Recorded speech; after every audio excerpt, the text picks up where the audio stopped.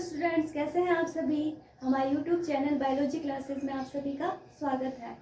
हमने cell wall start कर लिया था और सेल वॉल के अंदर हमने ये पढ़ लिया था कि ये किन किन पदार्थों से मिलकर बनी होती है और इसकी संरचना के बारे में पढ़ लिया था कि कैसे संरचना के अंदर क्या क्या होता है, मध्य पटलिका, प्राथमिक भित्ति, द्वितीयक भित्ति, और इसका ओरिजिन भी पढ़ लिया था कि कैसे होता है, गोल्जी गलनांतर पदवी जालिका मिलकर इसका निर्माण करते हैं, है ना, ओरिजिन होता है इसका। अब देखो अपन पढ़ेंगे इसकी परासंरचना या अल्ट्रा स्ट्रक्चर। तो कोशिका भित्ति के अंदर दो भाग होते हैं, फाइब्रिल्स और आधारी पदार्थ, है ना। फाइब्रिल्स हिंदी में बोलते हैं रेशक। अब फाइब्रिल्स जो है इनका निर्माण कैसे होता है, ये कैसे बने होते हैं। तो जो फाइब्रिल्स होते हैं वो कैसे बने होते हैं, 3000 ग्लूकोज के जो अणु है वो मिलकर सेल्यूलोज का एक अणु बनाते हैं, है ना।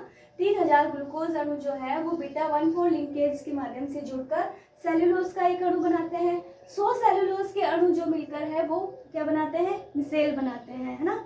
और मिसेल 20 मिसेल मिलकर माइक्रोफाइब्रिल्स बनाते हैं और 250 माइक्रोफाइब्रिल्स मिलकर एक मैक्रोफाइब्रिल या फाइब्रिल बनाते हैं। तो इस तरह से इसका निर्माण होता है फाइब्रिल का, है ना। अब देखो फाइब्रिल के बाद अपन पढ़ते हैं आधारी पदार्थ, मैट्रिक्स।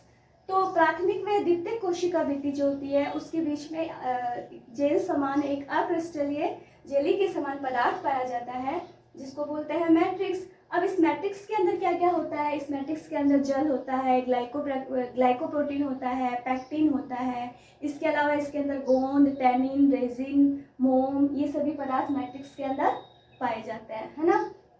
तो इसकी परासंरचना हो गई जिसके अंदर अपन ने फाइब्रिल्स और आधारी पदार्थ मैट्रिक्स पढ़ा। फाइब्रिल्स का निर्माण कैसे हुआ, ग्लूकोज के अणु सेल्यूलोज बनाते हैं, सेल्यूलोज मिसेल बनाता है, मिसेल माइक्रोफाइब्रिल, माइक्रोफाइब्रिल से फाइब्रिल का निर्माण होता है। ठीक है, अब अपन पढ़ते हैं थिकनिंग ऑफ सेल वॉल या सेल वॉल का स्थूलन। अब देखो जो प्राथमिक भित्ति होती है, प्राथमिक भित्ति से जब द्वितीय भित्ति बनती है तो उस पर कुछ पदार्थों का स्थूलन या डिपोजिशन हो जाता है ना। और ये जो डिपोजिशन है, ये जो स्थूलन है वो अलग अलग स्वरूपों में होता है। ये स्वरूप इस बात पर निर्भर करते हैं कि कौन सा पदार्थ किस किस स्थान पर जमा हुआ है। ठीक है, तो अब देखो कि इस जो स्थूलन के अंदर कौन कौन से पदार्थ होते हैं, सेल्यूलोज, हेमिसोल्यूलोज, सुबेरिन, लिग्निन, है ना। जो संवहन करने वाली कोशिकाएं होती है,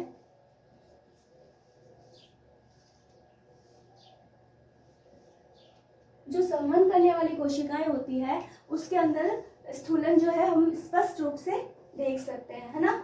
संवहन करने वाली कोशिकाएं कौन सी होती है, जैसे वाहिका, वाहिनिकाएं, ये सारी कोशिकाएं, है ना।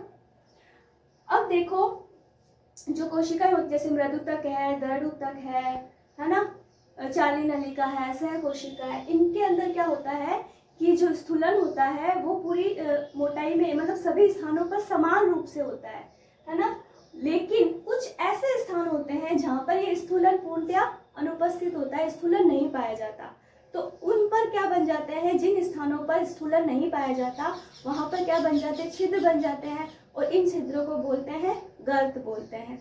अब ये जो गर्त है वो भी क्या होते हैं, दो प्रकार के होते हैं, सरल गर्त और परिवेशित गर्त। जो सरल गर्त है वो दो आसन कोशिकाओं के मध्य जोड़ों में, आसपास के कोशिकाओं के मध्य जोड़ों में बनते हैं, है ना। दोनों कोशिकाओं के, जैसे कि ये कोशिका है, ये कोशिका है, तो यहाँ पर ये जोड़ों में गर्त बनते हैं। ठीक है, और इन गर्तों के बीच में क्या होती है, कोशिका झिल्ली होती है, सॉरी गर्त झिल्ली होती है। और ये जो गर्त झिल्ली होती है वो किस किस की बनी होती है, ये गर्त झिल्ली जो बनी होती है वो मध्य पटलिका और प्राथमिक भित्ति की बनी होती है। अगर आपसे कोई पूछ ले कि ये जो गर्त झिल्ली होती है वो किसकी बनी होती है, तो वो मध्य पटलिका और प्राथमिक भित्ति की बनी होती है। और इसी झिल्ली के माध्यम से एक कोशिका से दूसरी कोशिका के अंदर जल और गुलित पदार्थों का जो होता है वो क्या होता है, संवहन होता है ना। मतलब जल और गुलित पदार्थ एक कोशिका से दूसरी कोशिका के अंदर आवागमन होता रहता है, आ जा सकते हैं, है ना। फिर दूसरे प्रकार के जो गर्त होते हैं वो होते हैं परिवेशित गर्त। ये जो गर्त होते हैं सरल प्रकार के गर्त, ये किसमें पाए जाते हैं, मृदुतक में, चाली नलिका में, सह कोशिका के अंदर। और जो परिवेशित गर्त होते हैं, है ना, परिवेशित गर्त के अंदर क्या होता है, जो दो आसन कोशिकाएं होती है उनकी जो द्वितीयक भित्ति है वो फूल कर एक मेहराब के समान होती है। समान उठती है और इसके बीच में एक लेंस के आकार का छिद्र होता है, है ना। इस लेंस के आकार के छिद्र को क्या बोलते हैं? गर्त बोलते हैं।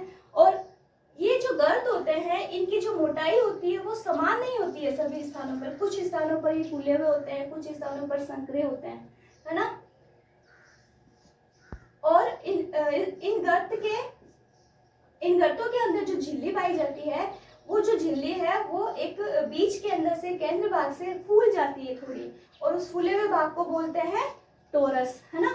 और ये जो टोरस होता है वो एक कपाट की भांति कार्य करता है। अगर दोनों ओर दबाव सही बना रहता है जब तो ये खुले रहते हैं, और अगर दबाव में अंतर आता है तो क्या होता है, टोरस एक तरफ खिसक कर ये कपाट बंद कर देते हैं, जिससे कि पदार्थों की वितरण पर नियंत्रण रखा जा सकता है। और ये जो गर्त होते हैं, परिवेशित गर्त या बॉर्डर पिट्स जो होते हैं, वो वाहिकाओं में पाए जाते हैं, है ना। जाइलम की वाहिकाओं में पाए जाते हैं, ठीक है। अब देखो, इन गर्तों के बीच बीच में क्या होते हैं, जीव द्रव्य तंतु या प्लाज्मोडेस्माटा होते हैं, ठीक है। और इन प्लाज्मोडेस्माटा के माध्यम से ही ये जो प्लाज्मोडेस्माटा होते हैं, इन्हीं से क्या होता है, जो दो कोशिकाओं का कोशिका द्रव्य होता है वो कंटिन्यूटी बनाए रखता है। प्लाज्मोडेस्माटा से दो आसन्न कोशिकाओं की कोशिका द्रव्य की निरंतरता बनी रहती है और इस स्थिति को बोलते हैं सिम्प्लाज्म, है ना। ये हो गए प्लाज्मोडेस्माटा। अब देखो, कोशिका भित्ति की जो वृद्धि होती है वो किस प्रकार से होती है। कोशिका भित्ति की जो वृद्धि होती है वो दो तरह से होती है, एक तो कणाधान और एक स्तराधान, है ना। जब प्राथमिक भित्ति से द्वितीय भित्ति का निर्माण होता है तो प्राथमिक भित्ति के ऊपर जो पदार्थों का जमाव होता है वो कणों के रूप में होता है अगर, तो उसको बोल देते हैं कणाधान। और अगर ये जो पदार्थ है वो स्तरों के रूप में जमा होते रहते हैं तो उसको बोल देते हैं स्तराधान, ठीक है। तो कोशिका भित्ति की वृद्धि भी पढ़ ली अपन ने।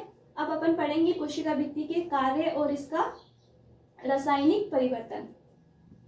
आज के लिए बस इतना ही। नेक्स्ट वीडियो में हम पढ़ेंगे कोशिका भित्ति के कार्य।